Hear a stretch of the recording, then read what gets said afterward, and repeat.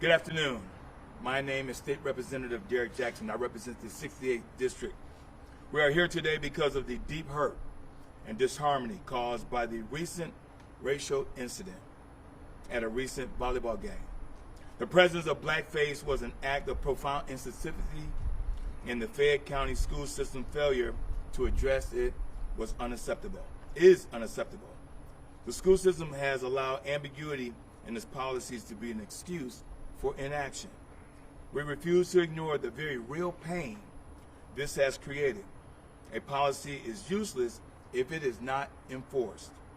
And our school system has failed its most basic responsibility to our children. This is not a time for us to wait on legalistic and definitions of bureaucratic procedures. This is time for the superintendent to lead. We are here to demand that the superintendent take immediate and decisive action and implement disciplinary measures to those involved, and for the school board to work to amend the policies to keep this from happening ever again. We must never sweep racial incidents in our schools under the rug. Our students deserve to feel respected and protected, and we ask that the superintendent to stand up and promote empathy and understanding and respect for all cultures. We will not stop until every child in our community feels safe, valued, and respected. This issue must be addressed now with the accountability and a clear path forward. And this is the example of the picture of what we're referencing of the blackface. And next, coming to the platform is the chapter president of Fayette County, Kevin Pratt. Thank you. My name is Kevin Pratt II, and I'm the branch president for Fayette County NAACP. And since we've made known of the incident last Wednesday, I immediately reached out to Dr. Patterson, and he and I have been talking since Thursday morning. And we've had multiple calls, and he understands the urgency. But I want to make sure that everyone understands that Fayette County is deeply concerned about the recent incidents involving racial insensitivity actions at the local school event just mentioned by State Representative Jackson. Our position is clear. We fully condone any acts of inference, hate, racism, or intimidation. We stand with our entire community to ensure every student and family is treated equally, respected, and protected. We will continue to speak truth to power and hold leadership accountable where necessary. We value our partnerships with the district and our community leaders, and we continue open dialogue on progress in areas where more work is needed. We are committed to ensuring this incident serves as a catalyst for lasting change, not simply a momentary response. So right now, what I'm asking is that our community join us in advocating for accountability, equality, and respect in all Fayette County schools. Because I believe that together with moments like this should not be met with just emotion, but a concern for real solutions. Next, I'll bring up our Vice President, Quentin Pullen.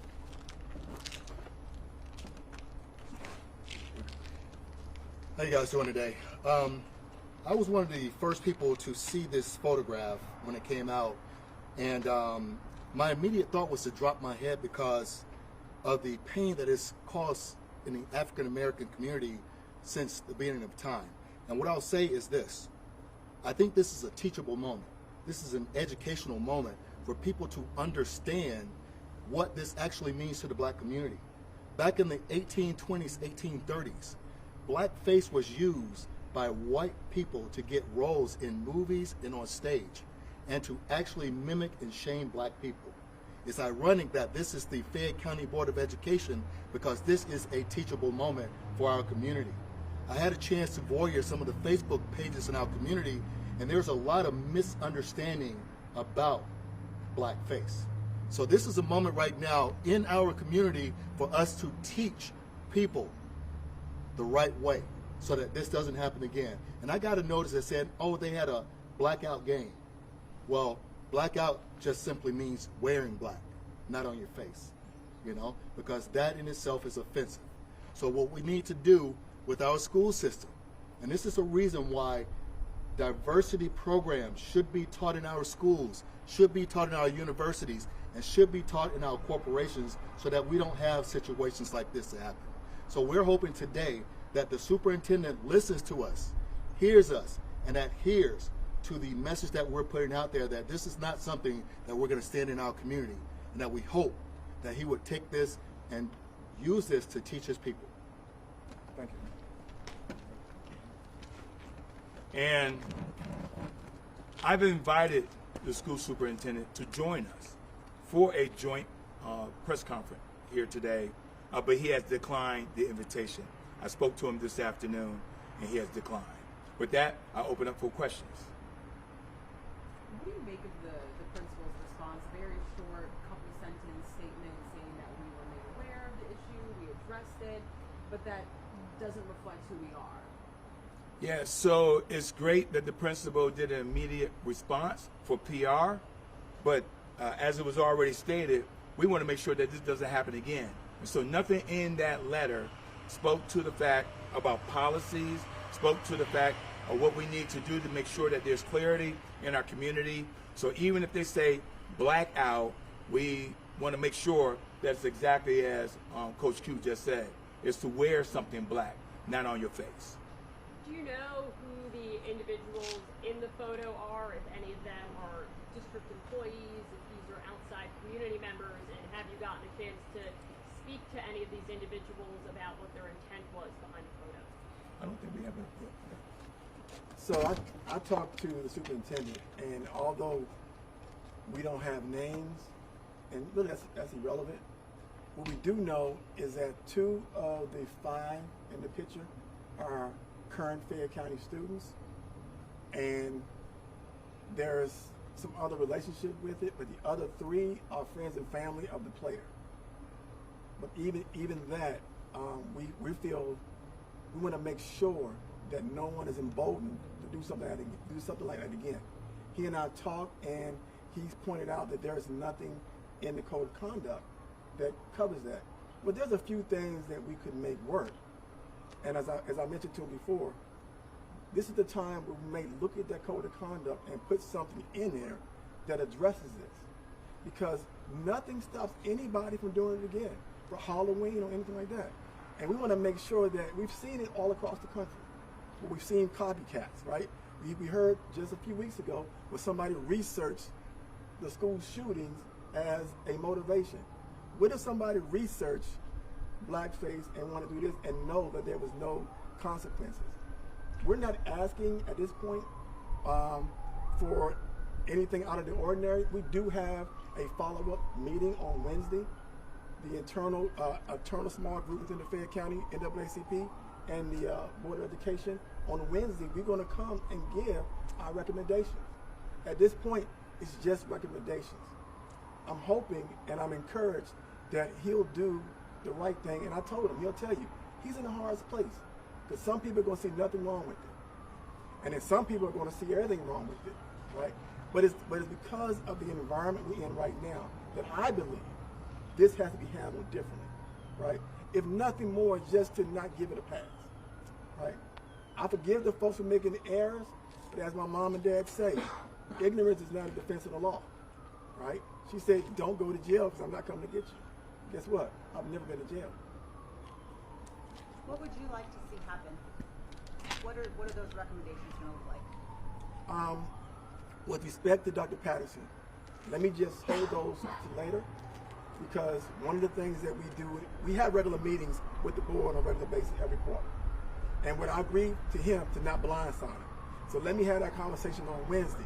But I promise you, after he makes his official declarations, we will put out what we feel is appropriate.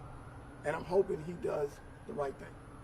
And Representative Jackson, you mentioned implementing discipline. Are there specific disciplinary actions you'd like to see taken here, and what are they? Well, it should be appropriate. For something like this, sometimes it could be in-school suspensions, Sometimes it could be external. It could be a letter. But in the end, regardless if there's ambiguity in the policy, there's never inaction for leadership not to step up and address the situation, right? We're here because we have black families that reside in Fayette County that felt the harm from this. And so that however we see harm and what that injury is, we may not have a true one-for-one remedy, but as it was already stated by Mr. Pratt, once the school board and the superintendent reach that conclusion, then whatever that is, I will be okay with it. But right now, they're just sweeping it under the rug. There's nothing that's happening, and that should give all of us concern. As a state representative, did you feel like you needed to stand up for the black community here in Fayette? Oh, absolutely. Absolutely. When I received the phone call from Mr. Pratt, first off, I was alarmed because I'm asking myself, Mr. Pratt sent me this. I'm trying to figure out why. In 2025, this is not entertainment. This is not cute. This is not fun. Why would someone in 2025 do this? Right? And I get where we are from a political sense, the sensitivity around diversity and equity and inclusion. I also get the sensitivity around hatred. But in a school where our babies go there to learn, when our families go to a volleyball game for entertainment, they shouldn't be faced with this. And so I had to, as one in my 5th term, nearly 10 years under that gold dome, continue to fight for justice, to continue to fight for equality, and this goes against that. And so that's the reason why we are here.